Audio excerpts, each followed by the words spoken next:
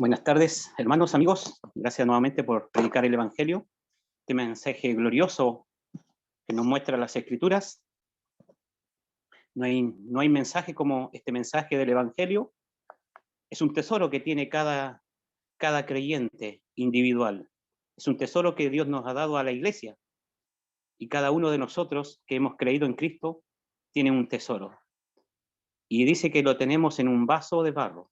Y eso somos nosotros, los vasos de barro. Frágiles, que pueden ser cambiados en cualquier momento. Dios así lo ha querido, colocar este tesoro en nosotros, en cada creyente. No hay otro mensaje más sublime que el mensaje acerca del Evangelio, que nos habla acerca de Cristo.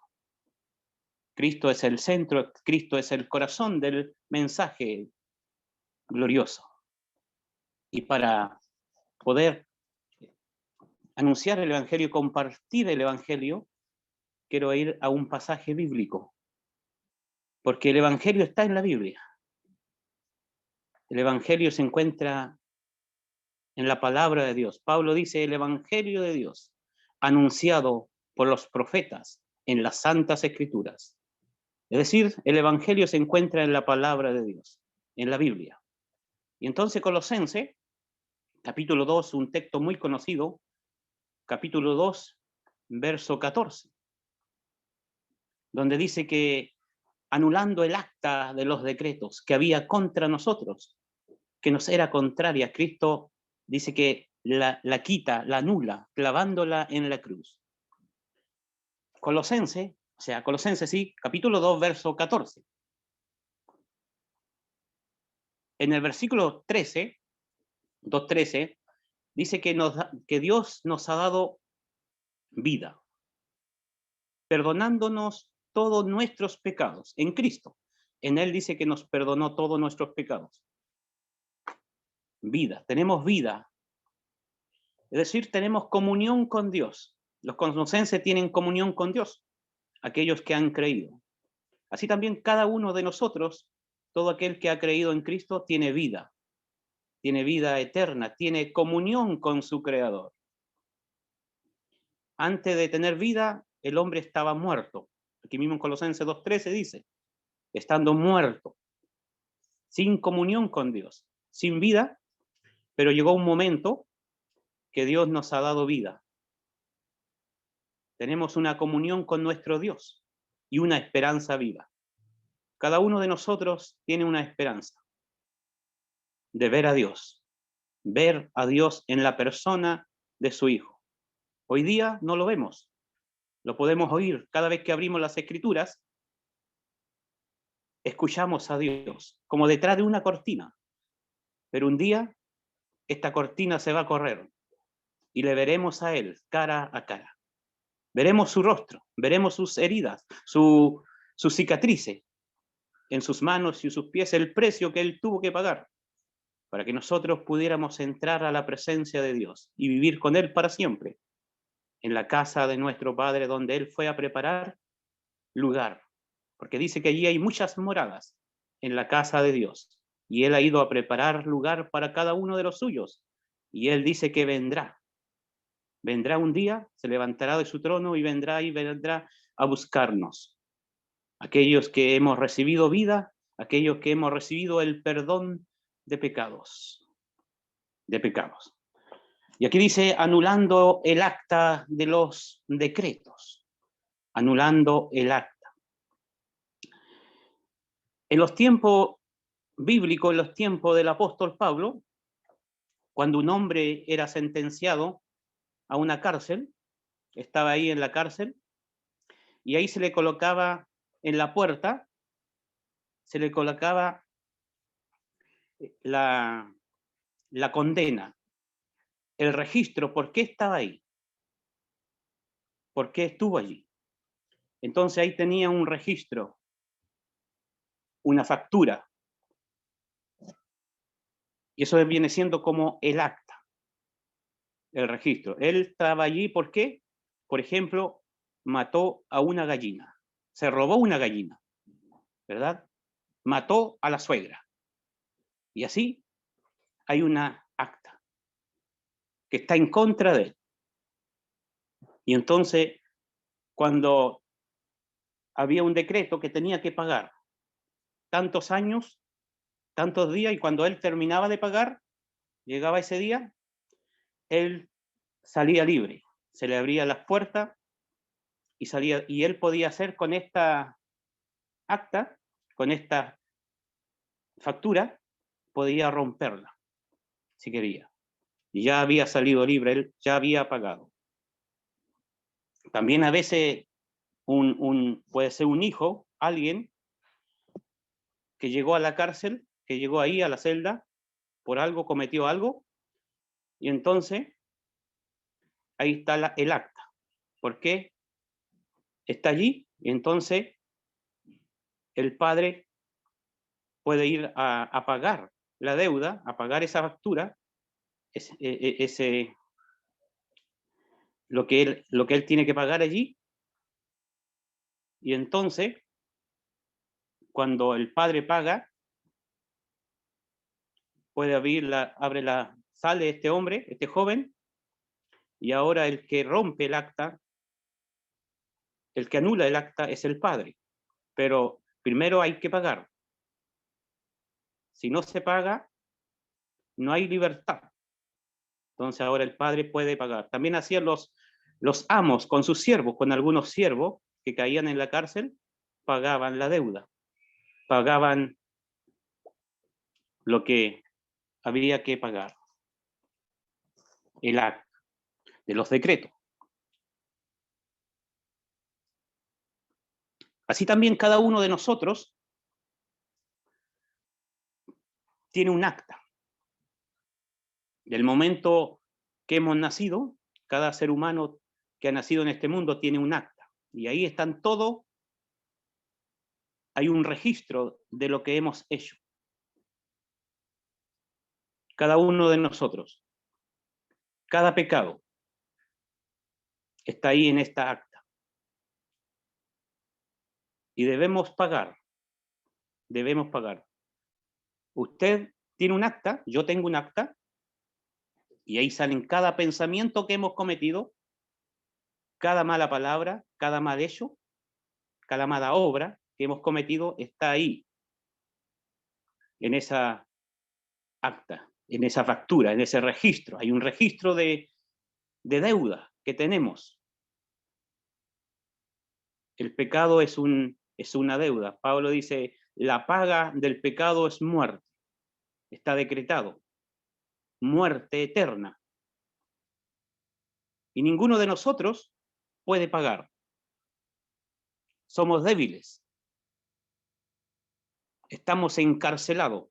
Estamos condenados a cadena perpetua, sentencia de muerte eterna. Cada uno de nosotros, cada ser que nace en este mundo, tiene un acta. Y ahí debemos pagar sentencia de muerte. El alma que pecare, esa morirá. Y no hay escapatoria. Nadie puede salir libre. Todos estamos condenados a una ruina eterna. Imagínese ahí en la celda, carcelado ahí en cárcel, sin poder salir, jamás. Nosotros no podemos hacer nada. Estamos condenados. Y entonces, cuando el apóstol dice aquí anulando el acta de los decretos que había contra nosotros, que nos era contraria, Cristo, para poder darnos vida, para poder perdonar nuestros pecados, Él vino del cielo para sacarnos de la celda, para sacarnos de la cárcel. Usted puede leer Isaías 61, Isaías 42, y nos habla de estas verdades. En el cumplimiento, Lucas 4:18, cuando el Señor abre allí el libro y él dice que el Espíritu de Dios está sobre él. Jehová lo ha ungido para dar buenas nuevas a los pobres, para abrir la cárcel, para dar libertad a los que están en la cárcel, a los oprimidos. Pero para eso, él tuvo que tomar esta acta de los decretos y hacerla suya. Él, Cristo, clava en la cruz la orden de muerte emitida a nuestro nombre por nuestros pecados cometidos.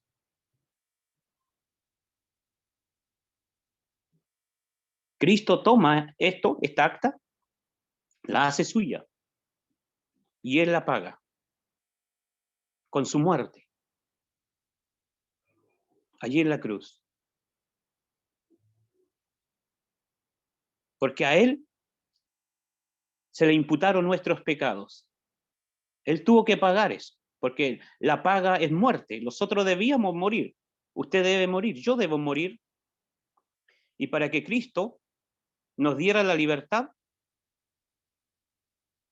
él tuvo que tomar esta acta de los decretos que estaba en contra nuestra, que nos llevaban a la muerte. Entonces él tuvo que morir, porque no había otro pago. Y él tuvo que morir por nuestros delitos cometidos. Y solo así él podía darnos libertad, darnos vida, sacarnos de allí, de la cárcel. No había otra manera, no había otro pago, sino que la sentencia era dictada por el juez del universo, la muerte. Y Cristo murió por nuestros pecados. Él es nuestro sustituto, Cristo. Dios conmuta la sentencia de muerte cuando una persona, es decir, cambia esta sentencia de muerte a una persona, cuando esta persona se arrepiente y confía en la persona de Cristo. Confía en la persona y en la obra realizada de Cristo allí en la cruz. Solo así Dios nos da vida y perdona nuestros pecados.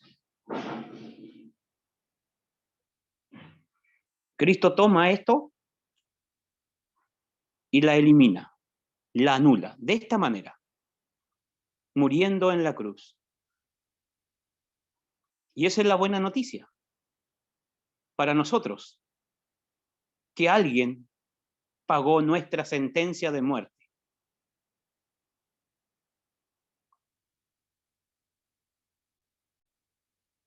¿Qué debemos ser nosotros? Apropiarnos de esta verdad, apropiarnos de Cristo, apropiarnos de la obra de Cristo. Y no solamente Dios nos saca, Cristo hace posible que nos saque de la celda, de la cárcel, de la condena de muerte, sino que también nos da vida, nos perdona nuestro pecado y también nos da dones. Y también un día partiremos a la presencia de Él, a la presencia de Dios, donde hay delicia para siempre. Esa es nuestra esperanza. Esa es la esperanza del creyente. Pero aquel que no cree en Cristo, él tendrá que pagar. Si la muerte hoy día le sorprende, la muerte física le sorprende hoy, esta persona, este hombre, esta mujer partirá. Y tendrá que él pagar la sentencia de muerte eterna, que es la muerte segunda, que es el lago que arde con fuego y azufre, la cárcel de Dios. Y ahí nunca más tener esperanza de salir de allí. Vivirá para siempre en tiniebla, bajo la ira de Dios, por rechazar a Jesucristo, el cual vino a este mundo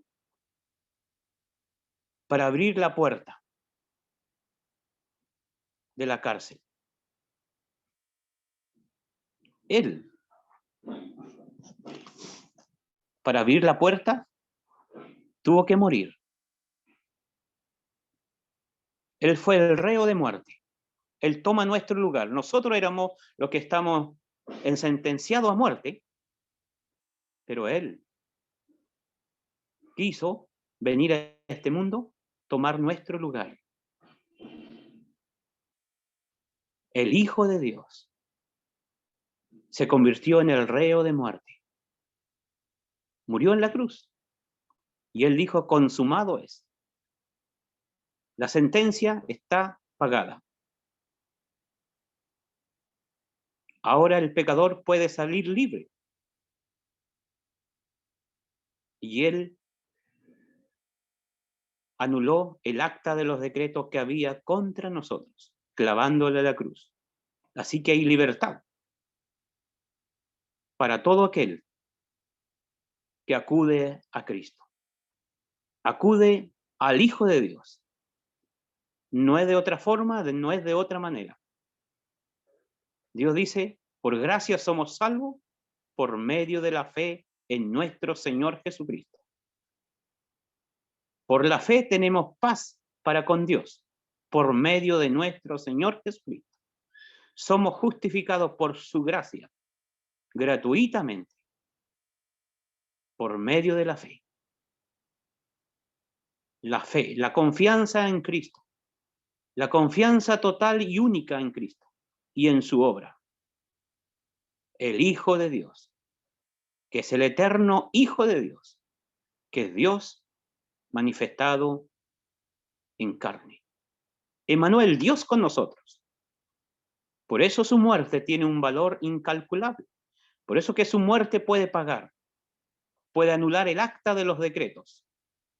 Esa lista de mandamientos que nosotros hemos desobedecido, que estaba en contra nuestra, esa factura, esa deuda, Él la pudo pagar, porque su muerte no es una muerte de un hombre cualquiera, no es una muerte de un hombre como nosotros, sino que es la muerte del mismo Hijo de Dios, del eterno Hijo de Dios, aquel que es igual a Dios, aquel que tiene la misma sustancia de Dios, en quien habita toda la plenitud de Dios, aquel que es el creador de todas las cosas y sustentador de todas las cosas, aquel que podía decir que tenía vida en sí mismo, aquel que podía decir yo soy la vida.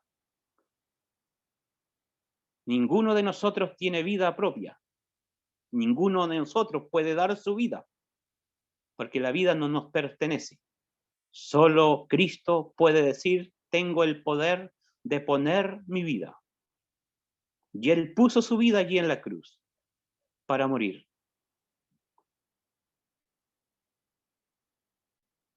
Por causa nuestra, por causa suya.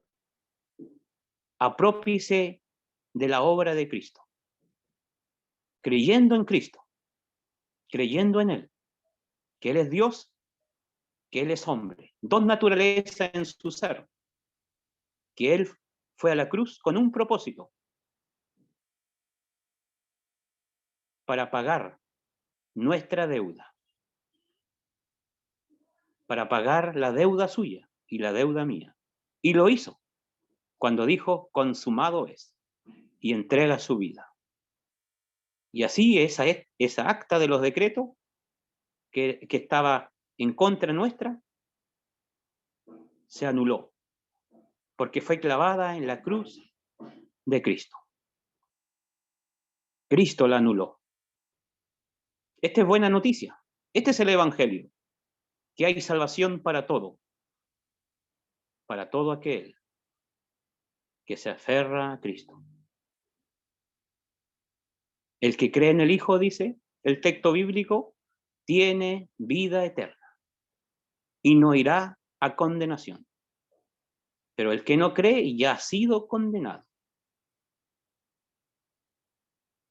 El que no cree ya ha sido condenado. Y la ira de Dios está sobre él. Crea en el Señor Jesucristo y será salvo. Dios bendiga su palabra.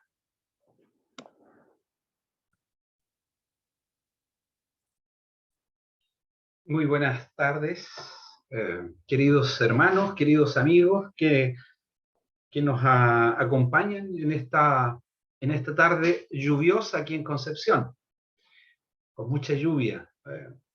Así que ahora está lloviendo. Estoy en el trabajo todavía. Siento la lluvia en el tejado, en el techo, y también golpea frente mío está la ventana y también golpea la lluvia en la ventana. Así que a veces me deleito mirando la lluvia, la naturaleza, cómo Dios envía la lluvia temprana y la tardía, como dice la palabra. Así que en todo tiempo podemos disfrutar de las bendiciones del Señor y ser agradecidos por todo lo que nos da. Y también agradecidos porque podemos en esta tarde poder leer la palabra, como ya hemos escuchado. Un mensaje del Evangelio, un mensaje evangelístico y un mensaje también de enseñanza para nosotros.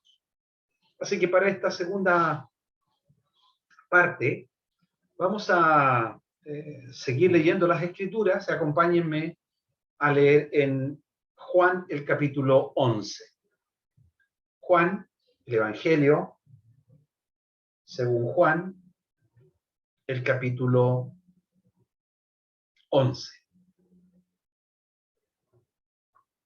Vamos a volver a conectar o seguir conectando esta lectura con lo que hemos compartido las últimas, quizás 4 reuniones que hemos estado juntos. Hemos estado meditando, contemplando acerca de la fe en el Señor Jesucristo, la fe en nuestro Dios. Y vamos a leer esta porción. Bueno, vamos a leer la porción entre el capítulo 17 el versículo 17 y el versículo 27. Y vamos a ver cómo esto está conectado con un ejemplo que consideramos que tiene que ver con el Señor cuando calma la tempestad, ¿ya? No me voy a detener en ese paralelo, pero lo vamos a mencionar también en esta porción. Vamos a leer en Juan capítulo 11, entonces, versículo 17. Juan 11, 17. Si usted tiene una Biblia, como yo, puede seguir la lectura y si puede archivar la lectura, guardar la lectura de la palabra de Dios en su mente, en su corazón, y no acordarse de nada más y atesorarla, entonces ya la reunión ha tenido su propósito. Hemos orado al Señor para que la palabra de Dios nos ilumine, nos oriente, nos ayude, nos estimule y sea un aliciente en nuestra vida cotidiana. Dice, versículo 17, vino pues Jesús y halló que hacía ya 4 días que Lázaro estaba en el sepulcro. Ese es el contexto. Nos lleva esta lectura a el milagro o a la porción de la muerte y resurrección de Lázaro. Dice, vino pues Jesús y halló que hacía ya 4 días que Lázaro estaba en el sepulcro. Betania estaba cerca de Jerusalén, como a 15 estadios, Y muchos de los judíos que habían venido a Marta y a María para consolarlas por su hermano. Entonces Marta, cuando oyó que Jesús venía, salió a encontrarle, pero María se quedó en casa. Y Marta dijo a Jesús: Señor, si hubieses estado aquí, mi hermano no habría muerto. Mas también sé que todo lo que pidas a Dios, Dios te lo dará. Jesús le dijo: tu hermano resucitará. Marta le dijo: yo sé que resucitará en la resurrección, en el día postrero. Le dijo Jesús: yo soy la resurrección y la vida. El que cree en mí, aunque esté muerto, vivirá. Y todo aquel que vive y cree en mí, no morirá eternamente. ¿Crees esto?, pregunta el Señor. Y le dijo: sí, Señor, yo he creído que tú eres el Cristo, el Hijo de Dios, que has venido al mundo. Hasta aquí, en esta lectura de la palabra del Señor. Es interesante esta porción, porque en esta porción encontramos uno de los más grandes milagros que el Señor realizó estando en la tierra. Resucitar un muerto. ¿Quién puede resucitar un muerto? En alguna ocasión le preguntaron al Señor, cuando levantó a un hombre paralítico, le dijeron, el Señor le dijo: tus pecados te son perdonados. Y le dijeron al Señor: ¿quién puede perdonar pecados sino solo Dios? Y el Señor responde: para que sepáis que el Hijo del Hombre tiene potestad en la tierra para perdonar pecados. Dijo al paralítico: toma tu lecho, levántate, toma tu lecho y vete a tu casa. Y el que había sido paralítico se levanta y anda. En esa porción, en ese milagro, el Señor muestra su identidad. Y aquí le preguntan al Señor, en esa ocasión: ¿quién puede perdonar pecados sino solo Dios? Y aquí tenemos esta porción también. ¿Quién puede levantar? ¿Quién puede resucitar a muertos con el poder que esto conlleva? Naturalmente es imposible. Solo Dios puede obrar en la vida. Dios es el dador de vida y Dios quita. Así como Dios da vida, Él también quita la vida. Solo el Señor puso su vida. A mí nadie me la quita, dijo el Señor. Yo de mí misma la pongo, cuando Él fue a la cruz y muere en la cruz por causa de nuestros pecados. Pero en esta porción que tenemos aquí, dije que había un paralelo con el pasaje de Marcos, el capítulo 4, versículos del 35 al 41. Marcos 4, del 35 al 41. No lo vamos a leer, pero usted conoce bien la historia. Es allí donde el Señor calma la tempestad. Estaban los discípulos en la barca. El Señor había estado con ellos antes. El Señor toma la barca y pide que vayan al otro lado del lago o del mar. Se levanta una gran tempestad y allí el Señor duerme, y los discípulos, asustados, los discípulos estaban quizás angustiados, y van donde el Señor que duerme y le dice: Señor, ¿no tienes cuidado que perecemos? Y el Señor despierta. El Señor les reprocha su fe, le dice: ¿por qué estáis así amedrentados? ¿Cómo no tenéis fe? Y hace un gran milagro. Habla al viento, reprende al viento, el viento se enmudece, la tormenta calma, se hace una gran bonanza, y preguntan los discípulos, ¿quién es este? ¿Quién es este que aún el viento y el mar le obedecen?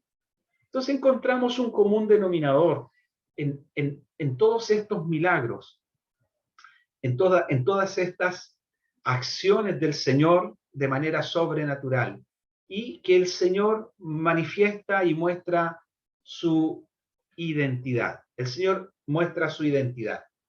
Entonces, hay por lo menos 4 paralelos que encontramos en esta porción de Juan el capítulo 11 con la porción de Marcos el capítulo 4. La primera es que en ambas situaciones los discípulos están en una situación humanamente imposible de controlar, en una situación adversa. Estaban en medio de una tormenta, de una tempestad, y ellos no podían hacer nada. En esta ocasión de Juan el capítulo 11, en el inicio del capítulo 11, vemos a Lázaro muy enfermo, y el Señor se queda. Y en la porción donde hemos leído, ya Lázaro ha muerto. La muerte imposible para el hombre de controlar. El hombre puede, y los científicos pueden prolongar quizás, mejorar la calidad de vida, mejorar la vida de las personas que están en una situación de postración. Muchos de ellos han encontrado soluciones a problemas de salud. Pero la muerte está establecida por Dios. Dios ha establecido que el hombre muera una sola vez y después de esto el juicio. Los salmos nos dicen que el hombre vive naturalmente, puede vivir hasta, no sé, 70, los más robustos 80 años, quizás un poco más, un poco menos, si no llega alguna enfermedad, si no hay algún accidente, pero llega a ese momento y la vida termina. Dios ha establecido para los hombres que mueran, y el hombre muere por causa del pecado. Y aquí vemos la evidencia del pecado, la muerte de Lázaro, la muerte de un familiar nuestro. Si el Señor no viene antes, nosotros hemos de partir. Y si vamos a partir, y si nos sorprende la muerte, es la evidencia de que en nosotros hay una naturaleza pecaminosa. El alma que pecare, esa morirá. Muerte espiritual y luego muerte física. Y eso es una realidad para todos los hombres. Así que, tanto en medio de la tempestad, imposible de poder controlar humanamente esa situación, en la presencia de la muerte, también tenemos una gran adversidad para el hombre, imposible al hombre de controlar la llegada de la muerte. Eso es el primer paralelo. Lo segundo, que en la tormenta el Señor está ahí. Y aquí, en medio de la muerte, el Señor también llega y está ahí. El Señor tanto duerme en la barca y está al control de lo que está ocurriendo, como en esta ocasión el Señor, mientras Lázaro estuvo enfermo, el Señor retuvo su llegada. Pero él sabía lo que estaba ocurriendo con Lázaro. Más aún el Señor le había dicho en el versículo 4 que la enfermedad de Lázaro, esta enfermedad no es para muerte, sino para la gloria de Dios, para que el Hijo del Hombre sea glorificado en ella, para que el Hijo del Hombre sea glorificado en ella. Así que aquí tenemos al Señor también, al control de la situación que está experimentando estos hermanos. Marta y María ante la muerte de su hermano, el Señor está también al control de esa situación. Ese es el segundo paralelo. El tercer paralelo es que el Señor, tanto en la tempestad como en la muerte de Lázaro, el Señor obra en ambos y obra de manera milagrosa. El Señor calma al viento y al mar enmudece. Se forma una gran bonanza y muestra que Él está al control de la naturaleza. En esta ocasión, el Señor declara, y lo que vemos, que el Señor resucita a Lázaro después de 4 días. El Señor sigue estando al control y obra también milagrosamente. Quizás cuarto paralelo. El Señor en la tempestad revela su identidad. ¿Quién es este? ¿Que el viento y el mar le obedecen? Él es Dios, por sobre todas las cosas. ¿Quién es este? Aquí en la porción de Juan, el capítulo 11. ¿Quién es este que a la voz, Lázaro, ven fuera? El que estaba muerto ya hace 4 días, sale de aquella cueva. El Señor muestra su identidad. Vemos aquí en la porción, en el versículo 25, donde hemos leído, que el Señor dice, yo soy la resurrección y la vida. El Señor revela quién es Él. Yo soy la resurrección y la vida. El que cree en mí, aunque esté muerto, vivirá. Y todo aquel que vive y cree en mí no morirá eternamente. El Señor está revelando su identidad nuevamente.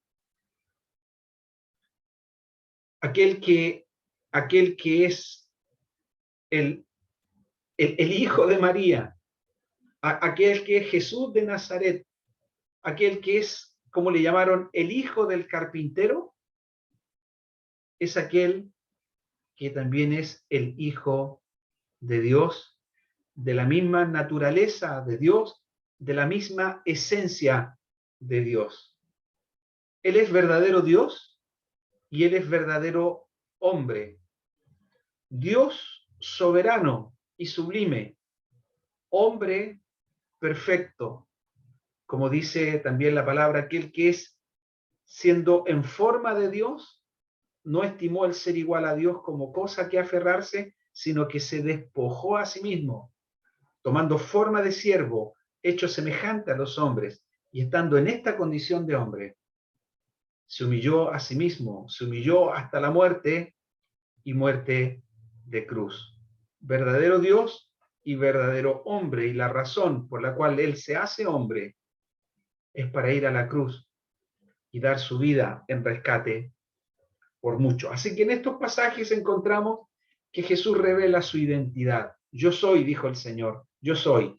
Este es el quinto yo soy que encontramos en el libro de Juan, en los evangelios de Juan.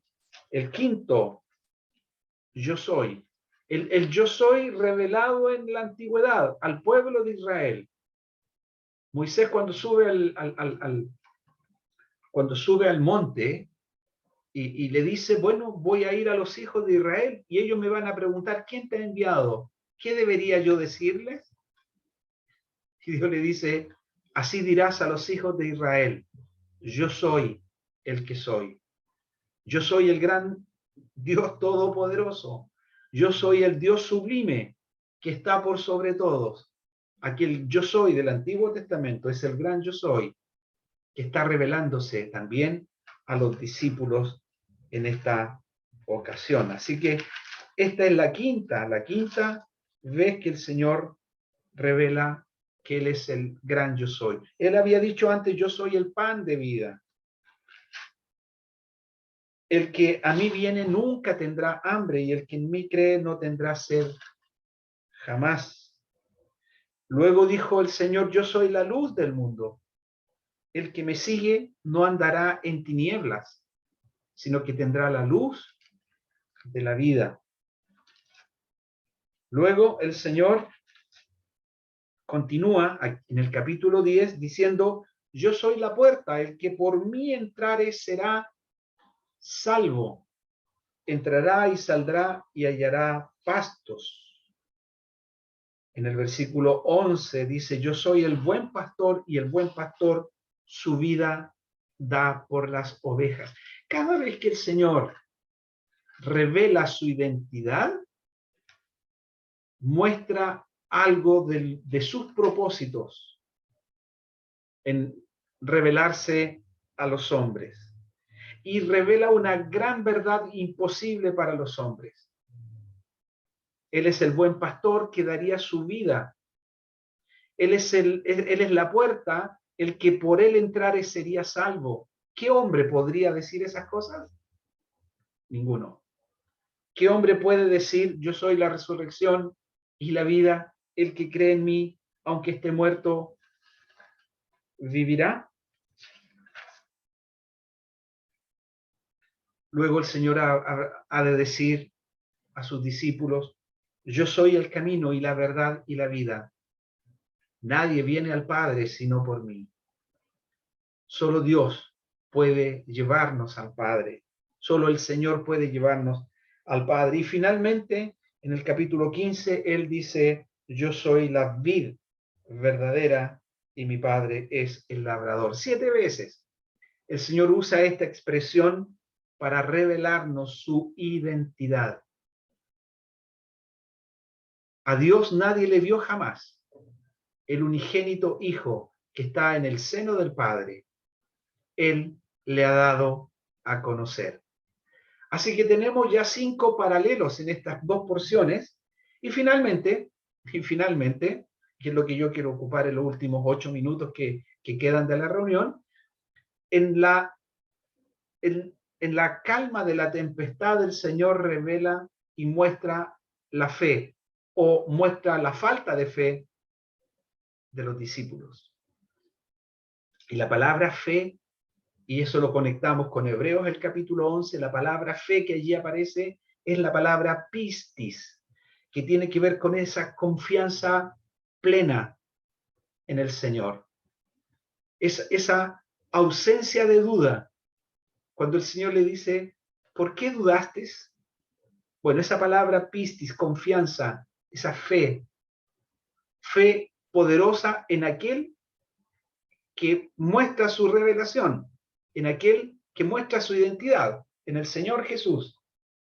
Bueno, aquí también, en esta porción encontramos, no es la misma palabra, en nuestro español aparece la palabra creer, la palabra creer, como dice en el versículo 25, yo soy la resurrección y la vida, el que cree en mí, aunque esté muerto, vivirá, y todo aquel que cree en mí no morirá eternamente. ¿Crees esto? Por lo menos en esta porción, en estos 2 versículos, tenemos 3 veces que el Señor usa y pregunta, o usa esta expresión: ¿crees? ¿Cree en mí? Versículo 25, el que cree en mí. Versículo 26, y cree en mí. Versículo 26 al final, ¿crees esto? Bueno, la respuesta de Marta al Señor le dice: sí, Señor, yo he creído que tú eres el Cristo, el Hijo de Dios, que has venido al mundo. Bueno, esa palabra creer que aparece ahí tiene la misma raíz de la palabra fe que el Señor usó en la tempestad. En la tempestad es la palabra pistis. Y esta palabra creer que aparece aquí es la palabra pisteo. Tiene la misma raíz, que tiene que ver con tener fe o tener confianza. Confianza plena en la identidad de aquel que se está revelando. Confianza plena en aquel que es poderoso para actuar en medio de la adversidad. Confianza absoluta en aquel que puede resucitar aún a este hombre, Lázaro, de entre los muertos. ¿Se acuerdan lo que vimos acerca de la fe de Abraham cuando fue sometido a prueba? 50 años después del llamado de Abraham, por así decirlo, 50 años después de creyente, Dios prueba el corazón de Abraham. Y lo prueba pidiéndole que sacrifique a su hijo. Y él obedece. No llega a sacrificarlo. Dios le detiene al final. Y encuentra un sustituto para Isaac, un cordero, un carnero. Y ofrece finalmente ese carnero. Y ese carnero que fue sustituto representa, tipifica al Señor, siendo el verdadero sacrificio, el verdadero cordero que quita el pecado del mundo. Pero aquí está el Señor llamándonos la atención a creer, poner la confianza plena. Y aquí también tenemos esta enseñanza para nosotros, hermanos. Ante la adversidad, ante las dificultades, ante la pena como aquí, hay que experimentar la muerte, estar en presencia de la muerte de un cercano para ver o para dimensionar realmente la pena que se siente. Pero el Señor exhorta a poner confianza en Él. Realmente en aquel que dice, yo soy la resurrección y la vida. El que cree en mí, aunque esté muerto, vivirá. ¿Cómo está nuestra confianza en el Señor? Si pudiéramos poner nuestra confianza en el Señor versus nuestra confianza en nuestras capacidades. ¿Cuántas de nuestras circunstancias apelamos, verdad, a nuestras capacidades humanas para enfrentar las situaciones que estamos viviendo y nos olvidamos muchas veces de Dios? Bueno, el Señor quiere que pongamos toda nuestra confianza permanentemente en Él, que busquemos, que echemos sobre Él toda nuestra ansiedad, todas nuestras cargas, porque Él tiene cuidado de nosotros. ¿Quién más puede tener un cuidado sublime si no es el Señor con nosotros? Aquel que está al control de nuestras vidas. Aquel que no dejará caer un cabello de nuestra cabeza sin que Él lo autorice. Experimentar esa confianza en el Señor. Y aquí el Señor nuevamente llama la atención a Marta. ¿Crees esto? Le dice.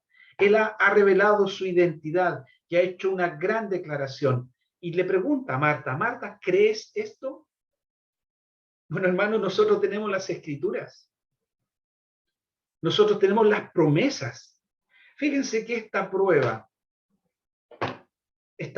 en el capítulo 11 hace mirar hacia el futuro.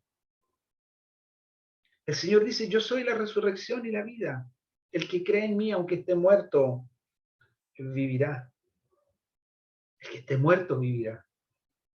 No pongas tu mirada en este momento, en este mundo, en esta situación, sino proyéctate a las promesas del Señor. ¿Crees esto? ¿Crees esto? ¿Creemos, hermanos, en nuestro Señor? Mire, rápidamente, porque la hora ya ha llegado, vamos a mirar por lo menos 3 ocasiones donde el Señor pide creer en Él. Y vamos a asociarlo con una necesidad profunda nuestra. Rápidamente, Juan el capítulo 14. Juan el capítulo 14.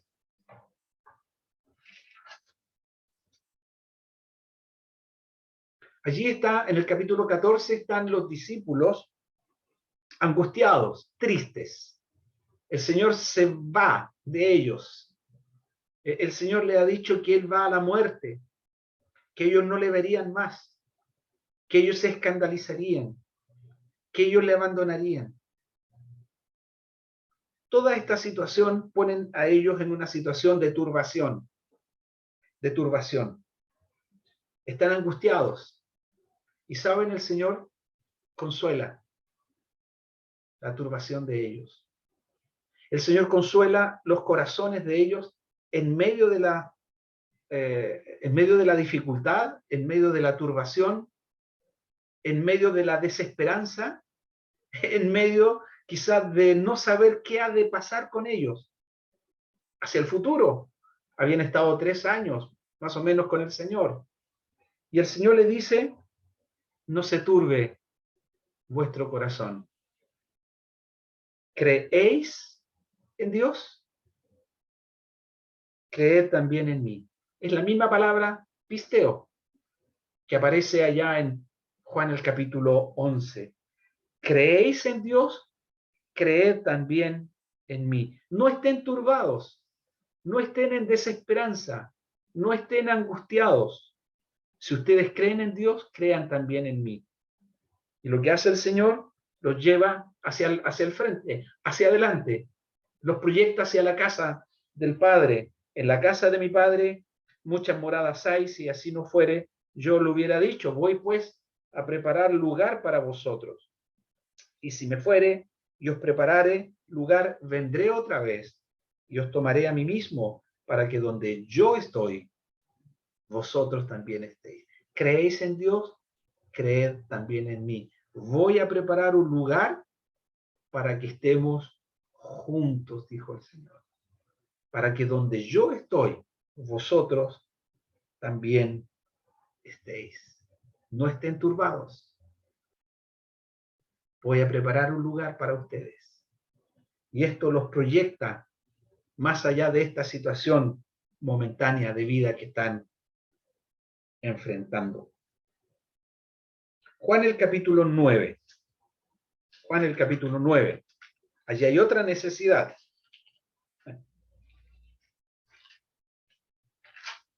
Allí hay un ciego de nacimiento. Tenía una necesidad física.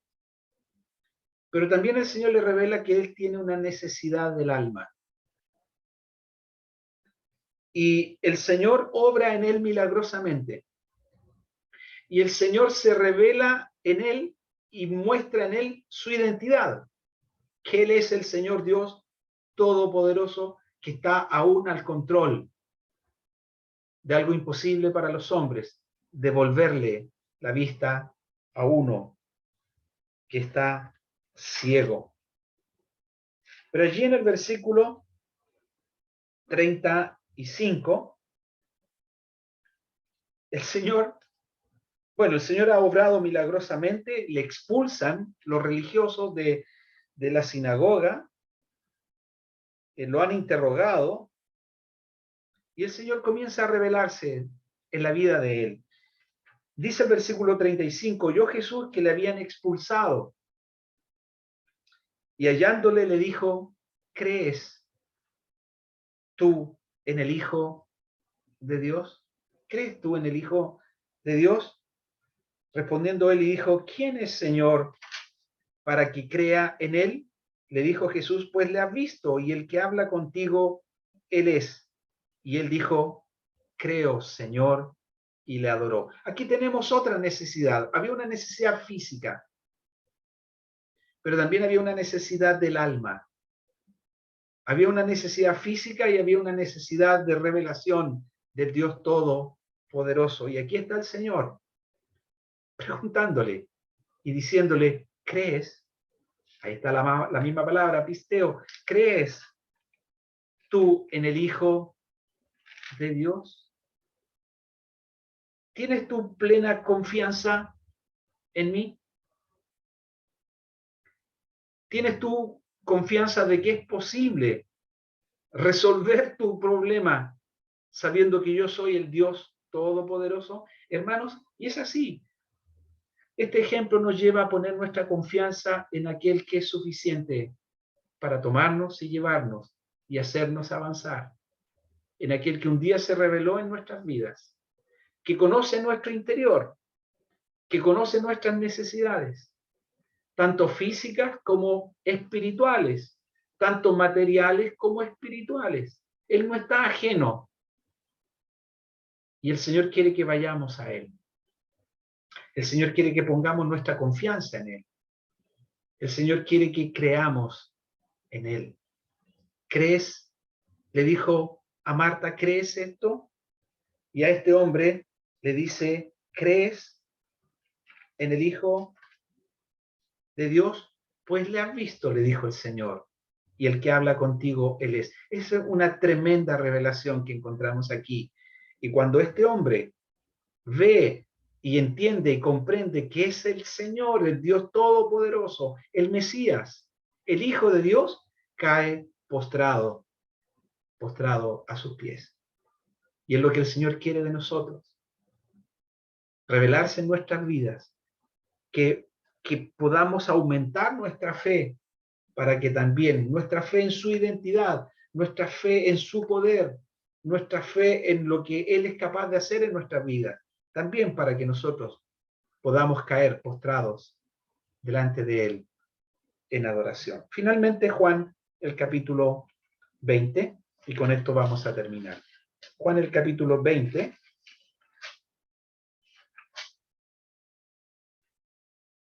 Allí tenemos la incredulidad de Tomás. Tomás, ¿cuánto nos parecemos a Tomás? Si yo no veo, no voy a creer. Mira lo que me está pasando. No veo salida. Mira mi enfermedad. No veo qué está ocurriendo. No veo salida. Mira mi vida cómo se va descomponiendo. No veo salida. Pero el Señor está ahí. Y el Señor permite. El Señor ha resucitado. El Señor se ha aparecido a los suyos y Tomás no estaba. No sabemos por qué no estaba. Pero Tomás se perdió ese privilegio de haber visto al Señor. Le cuentan los discípulos, hemos visto al Señor, ha resucitado el Señor. Tomás le dice,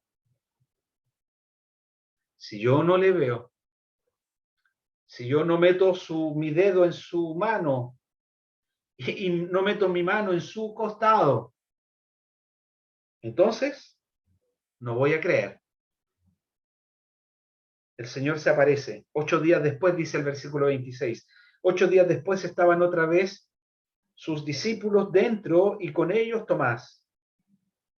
Llegó Jesús, estando las puertas cerradas, se puso en medio y le dijo, paz a vosotros. Pues dijo a Tomás, pon aquí tu dedo y mira mis manos, y acerca tu mano y métela en mi costado. Y no seas incrédulo, Tomás, sino creyente. Tomás, cree en mí, cree en lo que yo he dicho, cree en la palabra escrita, cree a los profetas. Tomás, no seas incrédulo, sino creyente. Bueno, esta porción nos dice que Tomás respondió y le dijo, Señor mío y Dios mío. Y el Señor lanza esta frase, porque me has visto, Tomás, creíste, bienaventurados los que no vieron y creyeron. La necesidad de tener confianza, la necesidad de descansar, hermanos. La invitación es a descansar en nuestro Señor. Dijo el Señor a Tomás, Tomás, no seas incrédulo, sino creyente. Tomás, ve por los ojos de la fe, no veas por vista, no veas en función de las circunstancias, ve a través de la fe en aquel que es poderoso, en aquel que ha resucitado, en aquel que puede sostenerte y puede revelarse en tu vida. Tomás, fortalece tu fe, fortalece tu confianza. Tomás, no seas incrédulo, sino creyente. Dicho en otras palabras, Tomás, cree en mí, cree en mí. Así que tenemos aquí tres aspectos que el Señor nos recuerda a confiar en Él en tiempos de desesperanza. Vamos a Él por consuelo. En tiempos de aflicciones físicas y angustias del alma, vamos a nuestro Señor. Y en tiempos cuando nos parece que el Señor no está, o nos damos cuenta que el Señor ha estado y hemos pasado, hermanos, volvamos otra vez a focalizar nuestra mirada en el Señor. Y escuchemos al Señor diciendo, Tomás o Marco, no seas incrédulo, sino creyente.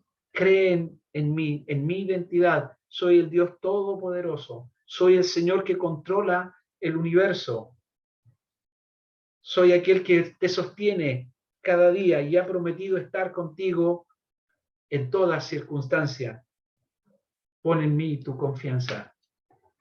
Yo soy la resurrección y la vida. El que cree en mí, aunque esté muerto, vivirá. ¿Crees esto? Tomás, no seas incrédulo, sino creyente. Que el Señor bendiga su palabra. Vamos a orar para terminar esta reunión.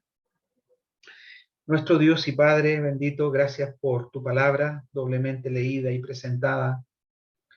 Gracias por llevarnos a tu palabra, llevarnos a ti, llevarnos a aquel que es tu Hijo bien amado, aquel que es poderoso para sostenernos, aquel que es poderoso para levantarnos cuando hemos caído, aquel que es poderoso para revelarse en nosotros cuando nuestra fe decae, cuando nuestra fe se desvía, cuando nuestra fe parece insignificante.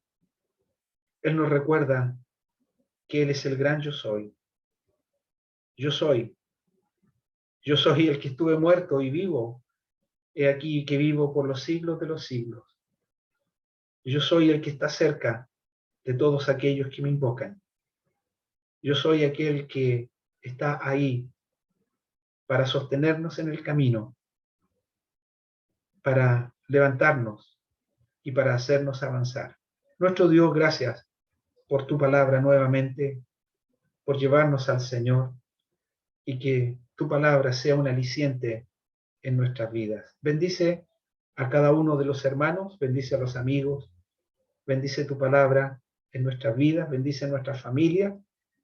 Te agradecemos estos momentos a ti en el nombre de nuestro Señor Jesucristo. Amén.